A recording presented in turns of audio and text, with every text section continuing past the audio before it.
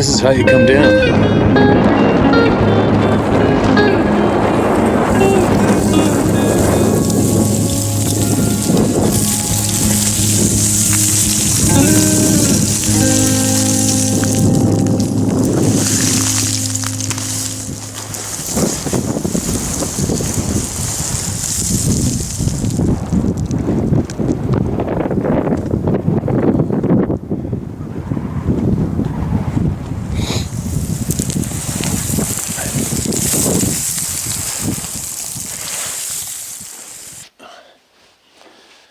Alright, I don't know what happened to yesterday's video, haven't a clue.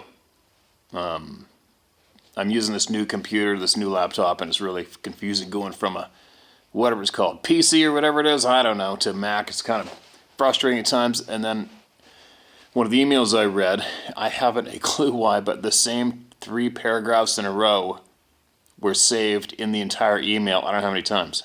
Anyways, screw up, moving along. So, I think I'm going to read some fairly recent ones. Oh, this comes with some photos. Some weird photos. Alright, what do we got here? Check out these pictures. This is titled, "Hey Steve, I've found by an explorer somewhere. I'm sorry I don't have a lot to say. The photos do the talking. Look at the cranium on that skull. That's a huge cranium. Humanoid. Not the basic primate. A lot of people describe those features exactly to what they think is a Sasquatch. This may be a step toward the big scheme of things. If it doesn't disappear or get tied up in politics, it'll probably be the latter.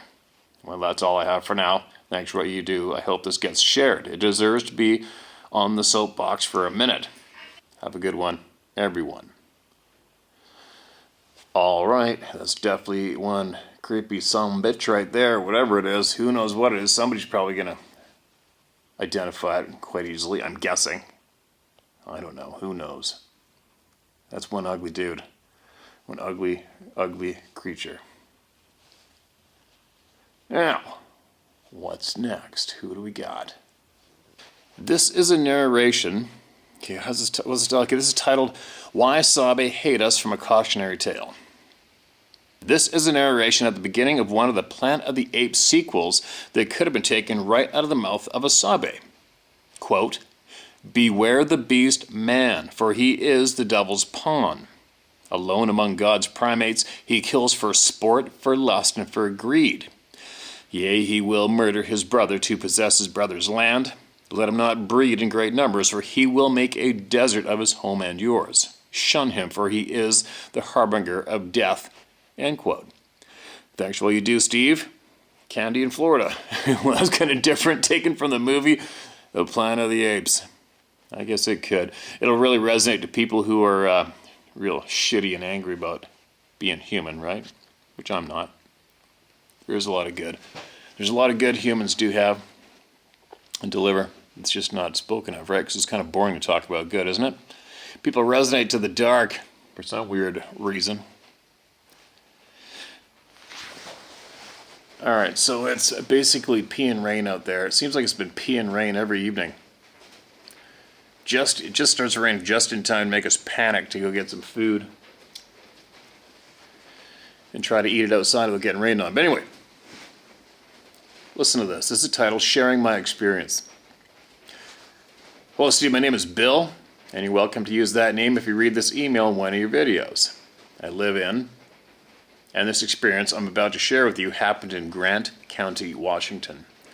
Grant County is located more or less in the middle of the state, and I believe the only county in Washington state without any documented Bigfoot sightings. I've been watching your videos and listening to you share people's stories of their experiences for a while now, and I thought it was about time I shared mine.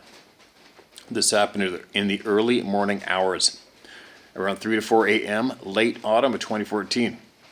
I live in a small town by a lake. In fact, I live just a couple hundred feet from the shoreline and about 2 blocks from city limits. So, 2 blocks away, housing and development ends, and then it turns to wildland and shoreline with some hiking trails. I was on the shore with my camera on the tripod taking pictures of the night sky. Despite being on the edge of town, it was quiet and dark with no moon. Very quiet. When out of nowhere, coming from up in the trees behind me. So, about 100 feet from where I was at, came this whooping. LOL. I don't know how else to describe it. Lower your voice, take a deep breath, and go whoop, whoop, whoop. Now imagine that sound, but with a voice 2 to 3 times lower and with about 5 or 6 times the lung capacity while clinging to the top of a poplar tree at 3 in the morning. Yeah, it'd be kind of weird. At first I laughed out loud thinking it was someone being a prankster, but when I didn't hear nothing after that but dead silence, and I mean nothing. No quiet voices, twigs snapping, or leaves rustling. And my brain quickly analyzing what happened. As calmly gathered my equipment, steadied myself so as not to be scared because I didn't want to release any alarm pheromones, and left by the only path available, which brought me within even closer, which brought me within even closer to whatever it was before the path cut away the other direction. It's only a short 5 or 10 minute walk back home, but it felt longer. The whole time resisting the urge to look back while my brain is working away, whatever that was, it was there when I got there because otherwise I would have heard it. If it walked to that spot, I would have heard it. If it was a big owl or an eagle and flew in, I would have heard its wings. It couldn't have been a person. Nobody has the lung capacity to make the sounds I heard. Was it literally coming from up in the tree? Yes, it was. Definitely up in the trees. What kind of animal could have made that sound? Biggest wild game around here are deer, coyotes, and the occasional cougar, owls, and eagles. Rarely a transient bear or moose. Rarely a transient bear or moose might be sighted in areas around here. Very, very rarely. They might be sighted 20 or 30 miles from here. Being around both, and I've never heard them make sounds like I heard. Honestly, if I had to match the sound with an animal, I would say ape, gorilla, orangutan, but one that was really, really big. And we don't have those around here. My best explanation I have is a Sasquatch migrating because of the wildfires. It sounds a lot more logical than a giant tree-climbing ninja coyote. In closing, I'll tell you what I tell everyone. Be polite, be kind, have compassion, but trust no one and do not comply. All right, there you go. Another odd sound with a similar description of what hundreds of other people have written in, right? Grant County, Washington. There you go. Anybody else? Anybody else familiar with something going on around Grant County, Washington? Throw it down in the comment section below or email it in, right? Here's another one. Thanks for sending that in, by the way. This is titled, Young Sasquatch and Mother. Hi, Steve. Greetings to you and yours from Bonnie, Scotland. I hope this email finds you all well. I'd like to tell you my experiences here in Scotland around 1983 when I was a teenager, and my second, 1997 in France. Holy cow, here we go. Steve, you can call me Jay. It's not my real name, as I still do not have the guts to say my actual name yet.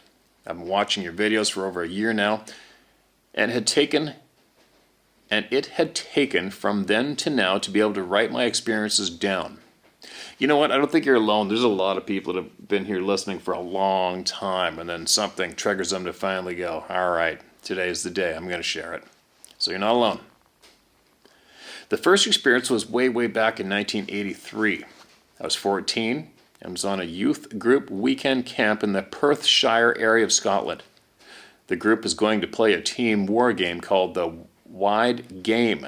2 teams each give a bucket to hide and protect, and each team members give a piece of colored wool as a life with the object to find and take their bucket back to your own, and if you take the other player's life, the piece of wool, then go back to the leaders of the youth group and get another piece of wool, i.e. another life, and rejoin the game. The winner is the team with the most of opposition lives and possibly their bucket. The game lasts for a couple of hours, and this particular game was to take place at night, so each player should be carrying a torch. A torch, so in North America, it's a flashlight. Before dark, I set out up to the tree line and rhododendron bushes. As I neared the trees and bushes, I'm sure I saw someone watching me. But at that point, wasn't scared. I thought maybe a deer. As I grew closer, I realized it wasn't a deer, but something which resembled an Ewok from Star Wars. Only the eyes and mouth were visible. Again, I didn't feel scared. In fact, I felt more intrigued. I said hello. And I felt in my head this Ewok-like thing said hello in my head. And I saw a small arm reach out and point to my head. I was about a couple of feet away from the dense trees and rhododendron bushes and could only still see eyes, mouth, and arm. This creature's arm and hand was just about to touch my forehead, and then all of a sudden I started to feel scared. The fear was rushing in waves, and all of a sudden from behind this creature, another one arrived, much, much larger than the other. In my head, all I could hear is, "Don't you dare, don't you dare." And then I saw the eyes of the larger being turn red. And in her, I say her as the feeling was this juvenile's mother. I wanted to scream, but nothing came out. I was about a third of a mile from the campsite and about 40 other folks from ages 12 to adulthood. I couldn't move. I couldn't do anything. I could see my fellow campers who were getting themselves ready to play the wide game as it was still daylight, moving into dusk. Steve, the next thing I know is a number of the older campers saying my name, touching my back. I was lying on the ground, the wide game over, and it's dark around 11 p.m. After a count of players, I was missing, and the group set out search party to find me. It was an easy task as they found me because my torch was on and placed laying on the ground facing the camp just about a foot in front of my head. The camp leaders thought I slipped, fell, and bashed my head on a stone, which lay near my head, and I dropped my torch, which was the way they found me. I was taken to the hospital. Parents called, and that was my weekend camping trip. Over. I can tell you, Steve, I never had my torch on. It was firmly in my trouser pocket. No need to use it as it was still light. What I think happened was the juvenile was that intrigued with me that they wanted to physically touch me, as I was intrigued with it.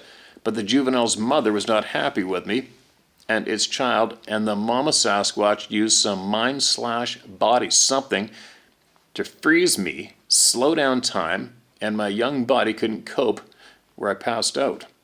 Being a mother, the Sasquatch took my torch out, switched it on as a way for the youth leaders could find me in the dark. Now, 20 plus years later, and after 12 years in the military, medic with the Royal Marine Commandos, I was in France helping my friends sort out their stone farm cottage. On the third or fourth night, I decided to go for a walk in the woods, which were at the back of our property. After about 20 minutes into my walk, I froze. A voice in my head was, "Don't you dare." Fear within me was exactly the same fear I had when I was 14 years old.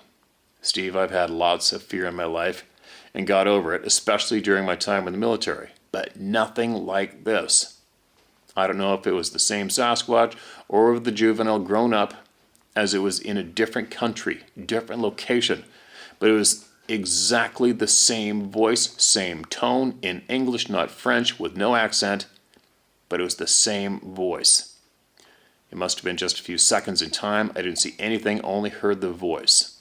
I think I said, "No, not again. Not this time." And I backed away and walked back the same way back to my friend's home. I didn't say anything to my friend. However, she noticed my anguish and said, I don't like these woods." She only goes into them during the daytime when it's bright outside, so I suspect she hadn't exercise. Steve, I do not know what happened to me following my first experience from seeing the juvenile and the mama. If I was lying there all the time or taken somewhere, and I also believe, when I think about it, that it was indeed the same Sasquatch I felt in France, which sounds impossible. But I now, after listening to your awesome YouTube videos, think that these Sasquatch can portal to any place in the world. How they do that, I have no idea. That's way above my understanding.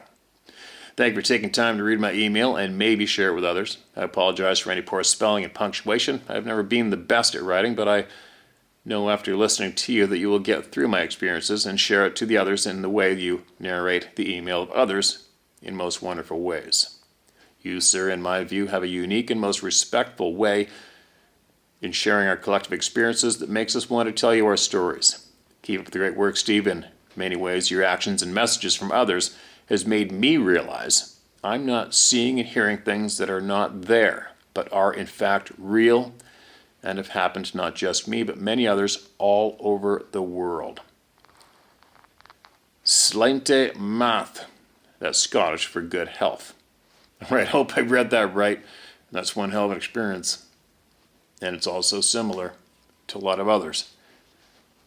And I think I will have those answers to what the hell's going on with the being able to hear and experience the same beings literally hundreds of miles or even thousands of miles away from original experiences. I think I know somebody who has that answer. So hopefully we'll have it soon, right? With a bunch of other answers. That's one hell of an experience. One hell of an experience. Glad you wrote that in and shared it with us. Appreciate that. And you're not the only one from Scotland or the United Kingdom, for that matter, to have sent in experiences. Okay, the title of this email is just plain old Bigfoot. Hey Steve, my name is Mike Carter, and I have a story about a Bigfoot. I've tried to send you the story, but I have no idea what the hell I'm doing, but I will try again. I have a friend who I've known for over 20 years. He has 5 sons, 2 daughters. These people live in the woods, and I've watched their boys grow up. They hunt deer, hogs, and other things. To tell you what kind of people they are, they hunt hogs without a gun. They have dogs, and when the dogs bay, they go in and either catch the hog with their hands or stick it with a knife. They are tough and unafraid. But one morning, one of the sons went deer hunting early in the morning before daylight. He got settled in the stand. Oh, here comes the rain. Holy. All right, I'm going to keep going. Where was I? He got settled in the stand, which is a lean-to type stand, and after a few minutes, something started shaking the hell out of the tree that his stand was on. It was still dark, and the light was left. It was still dark, and the light was left on the ground. He could not see anything, but it almost caused the stand to fall, and he was freaking out big time. As it starts to get light out, he heard something moving behind him, and he turned to look. What he saw took his breath away. He called his dad to come and pick him up at the bottom of the stand, which is unusual for him to do. When his dad got there, he jumped in the side-by-side and they headed out to the house. His dad tried to get him to talk about what the hell was going on, but he would not say anything. When they got home, he jumped off the UTV and ran to the house and to his room. He was in the room for about 4 hours before he came out and told him what he saw. It was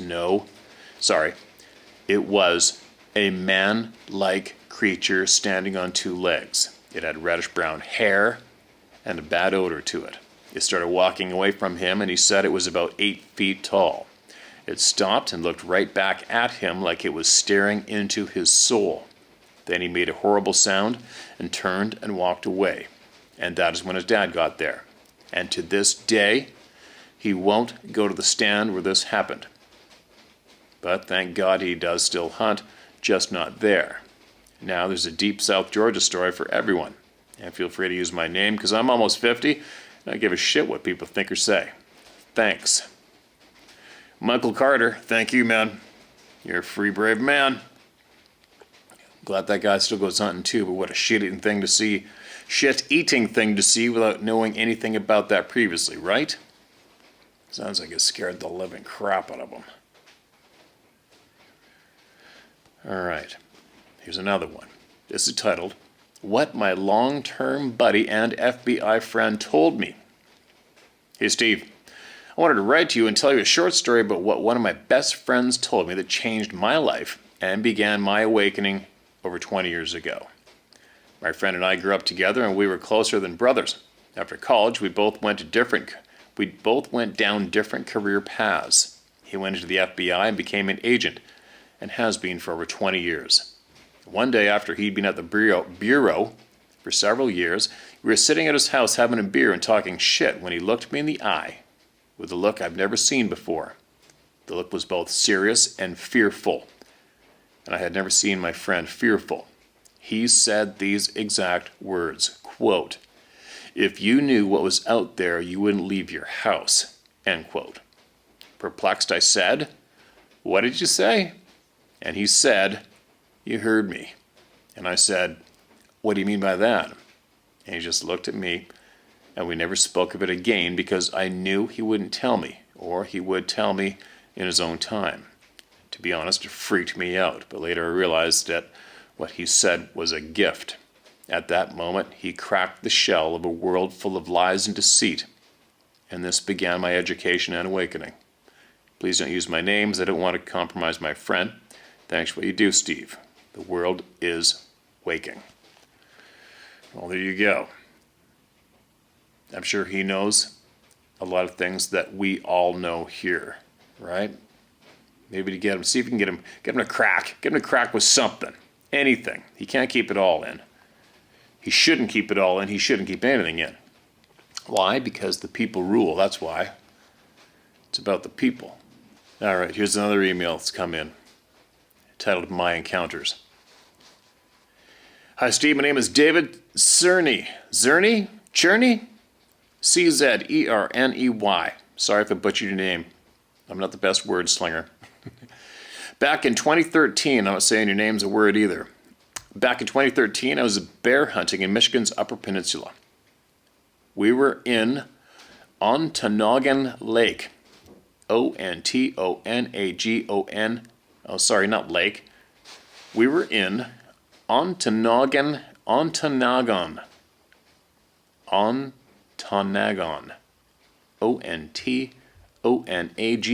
County, northwest of Bruce's Crossing. My hunting stand was just north of FR 730, about 3 miles from US 45. The trail I was on was about evenly spaced between FR 735 and FR 736. There was a small creek called Scranton Creek that was almost dry at the time. I took the trail north about 2 miles and found a good place to set up a ground blind. I was hunting with a handgun, a 500 Smith & Wesson with a factory red dot scope on it. I've hunted all my life with handguns and have 9 deer and tons of small game. I'm also an NRA certified instructor, and at the time was shooting competitively and teaching classes for concealed pistol licenses. I felt that I needed to give you some background on myself. I was totally confident in my ability to keep myself safe in the woods. I took up my stand just before daylight on the opening day of the first hunt for bear. About an hour after first light, I heard what I can only describe as a wood knock. It was north of me towards the Victoria Dam area. There was a series of knocks. First I heard 3 knocks evenly spaced, and then 2 knocks that sounded closer to me. About 15 minutes later, again, I heard 3 knocks that sounded like they came from the spot that I heard the 2 response knocks from. And again, I heard another 2 knocks. They were again closer to me. I thought to myself, what the hell is making those knocking sounds? Again, about 15 minutes later, I heard 3 knocks from where the 2 responses had come from, and then right behind me was a fast 4 to 5 knocks, and everything in the woods went quiet. It was so quiet, I could hear the bugs flying around. I sat there wondering what the hell was going on, and who or what knew that I was there. I was in a camo pop-up blind, and I knew that whatever knew I was there had not seen me. About 15 minutes later, I heard a whirling sound coming towards me and a crash next to the blind. I got up, went out, and found a tree branch about 3 feet long and 3 or 4 inches in diameter had landed about a foot away from my blind. Now, when I set up the blind, I was very careful to make sure there were no trees with branches that could fall on me. There was a clear path through the trees to the trail about 6 feet wide, but it was a good 100 feet from my blind to the trail. No man that I know of could have thrown that piece of wood that far, and with the speed it had flown. I radioed my hunting partner and told him to come to my blind as soon as possible. When he got there, I told him what had happened, and we both agreed that I should let whatever wanted the area have it. So we packed everything out, and I went to another stand I had set up on FR 733, where the North Country Trail crossed it. I ended up taking a 400-plus pound male bear the next day. It weighed 389 pounds dressed at the weight station at Bruce's Crossing. I always wonder what threw that tree branch and did all the wood knocking. The week I got back home, I was watching the BSRO guys on TV and found out that they were about 40 miles south of where I was hunting, looking for a Bigfoot that the natives up there had reported to them. So I contacted them and told them my story and was blown off by Cliff.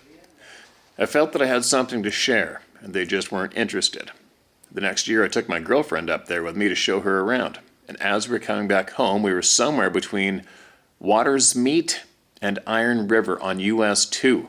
As we drove past a blueberry bog that was on the north side of the road, at least a good 200 acres, we both saw a fur-covered animal stand up in the middle of the bog. It was at least 4 feet taller than the brush, and the brush was 4 feet tall or more itself. I looked at her, and all she said was, "Keep going."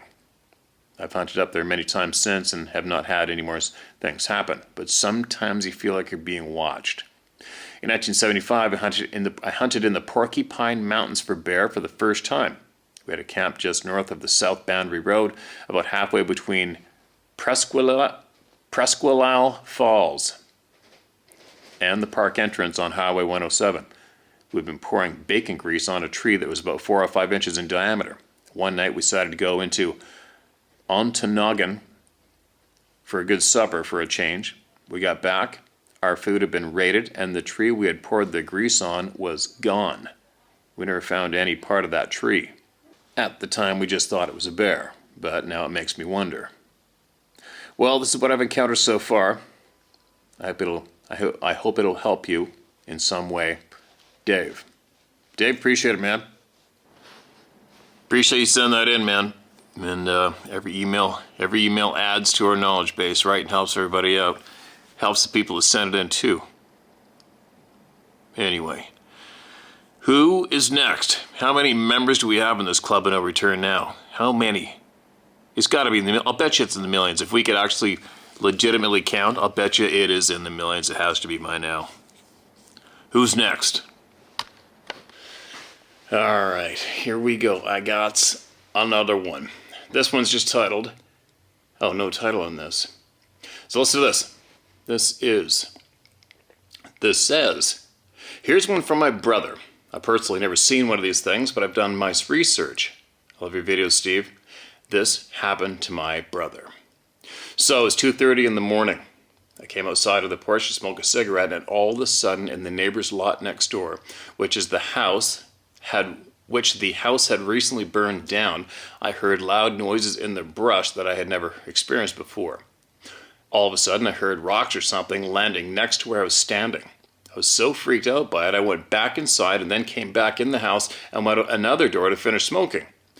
As soon as I went out the other door, I heard a louder thud, which totally sent me crazy. I went back inside where the TV was blasting, and I wouldn't have been able to hear anything else outside. I went back inside where the TV was blasting, and I wouldn't have been able to hear anything else outside. I immediately went upstairs to talk to my fiancée, Christine, to tell her what I experienced, and she said she just heard the loudest unusual scream or howl she has ever heard in her life. And this is when I knew I wasn't crazy and something very unhuman must have just been in the woods throwing things at me. We went out the next day and investigated, and what we saw was unlike anything we'd seen in our flower gardens. This includes clear trampling, a boulder that put a dent in the house, and in the woods next door, sticks and logs over the fence in unusual patterns. Let's just say I've never experienced loud noises in the woods before like that. It was not natural. Then I did some research, and the blah blah website had a report about 5 miles from here many years ago. Steve, I've always thought Sasquatch was a myth until I started watching your videos. This happened a few months after. Keep up the good work. Ryan, Kozel. Okay, Ryan, appreciate it, man. Probably, you can see the patterns, right? There's patterns riddled all through this email that accompany all the other people that write in with their honest stories, right? More patterns. All right, here's another one titled Bigfoot in Georgia. Most people I've told this to don't believe it, but it's okay. I want you to read this. My name is Nathaniel Brewer, and my best friend that is with me is Rayford Brown. This happened 6 years ago on the Chattahoochee River in Whitesburg, Georgia, at a place called McIntosh Reserve. It's like a primitive campground on a Native American village site. I'll try and keep this as short as possible. Both of us believe in Sasquatch, but never seen it. So while catfishing from the bank, Ray, just messing around, started knocking trees and doing his best Bigfoot calls just before sunset. Uh-oh. The area was loud at the time with coyotes yipping in the distance and birds singing all around us. Birds stopped right before dark, but the coyotes got closer and louder. It was a good-sized pack, too. Ray was getting louder, too, and just then we hear a very loud, crazy-sounding howl, like a wolf demon woman from hell. The coyotes instantly shut up, and everything around us did. It was very eerie feeling. Then all of a sudden, trees on the other side of the river started getting ripped down and thrown everywhere. It sounded like a rabid gorilla going totally crazy, and then it stopped. Ray and I just stared at each other like, what the F was that? After about 10 minutes, we just sat back waiting on a bite. Would have been long gone other than the craziness, but we had been dropped off there and really nowhere to go if we wanted to.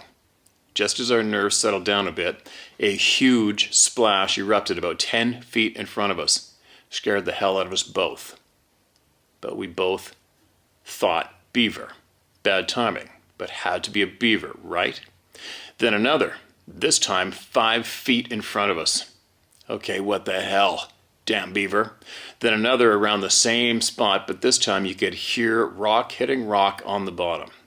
About that time, we were backing away from the river, and a basketball-sized rock hit the bushes 2 feet to my left. We ran up the bank so fast and left everything on the sand below. Ha ha. I about shit myself for real. No doubt. A basketball-sized boulder. I don't give a shit where that flies from. That's huge and scary. I told Ray, he pissed it off, and he agreed. More thrashing in the woods across the river, and a lot more huge rocks thrown. My dog Dixie was losing her mind, and I think I was too. I wanted to leave, but it was impossible at this point, so we got real quiet, and I took my butt into the tent. LOL. Ray said, "Don't you leave me out here with this thing going nuts." I told him to go to bed. We made him mad. He stayed quiet but stayed out with a roaring fire the rest of the night. Both of us could not sleep at all that night. We had a pellet gun and a few machetes. And the pit bull, LOL. Ray swears he heard it swim across the river that night, and when it came up out of the water, made a strange gurgling sound, and he could hear the water pouring off whatever it was onto the rocks. Climb the bank, stand just about the firelight. We could both feel its presence. I moved back to Maine a few years ago, but still remember that like it happened this morning. Thanks for reading this. It's the first time I've actually written it out. Love your channel, by the way. If you decide to share, this is fine to us. Use our names. I know what that thing was, and I don't care if anyone believes it or not. There you go. More boulders, innocent people fishing, splashing in the lake and the river and the pond. How many times has that happened? It's a huge pattern. Why do they do it? I don't know. Am I going to find out? Well, I think I have been told, but I'm going to wait until I spill all my beans for a little bit on what I'm being told, what I think, what I know.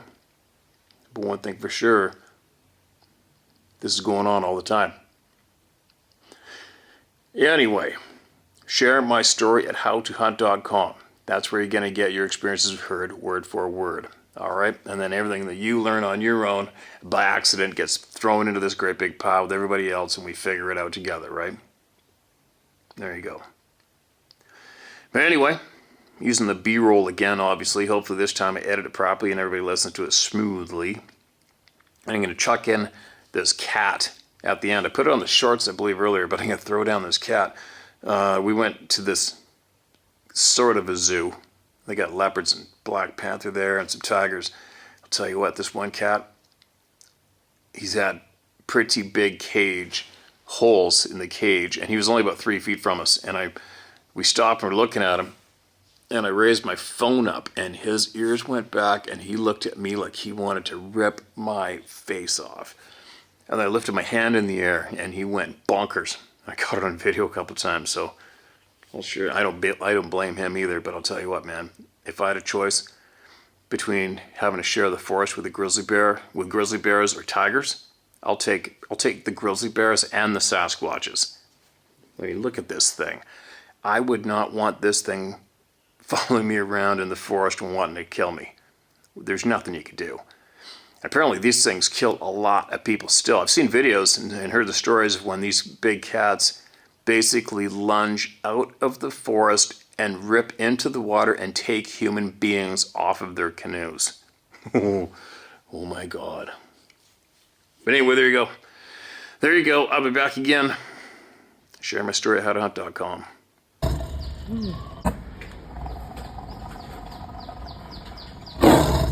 Mm.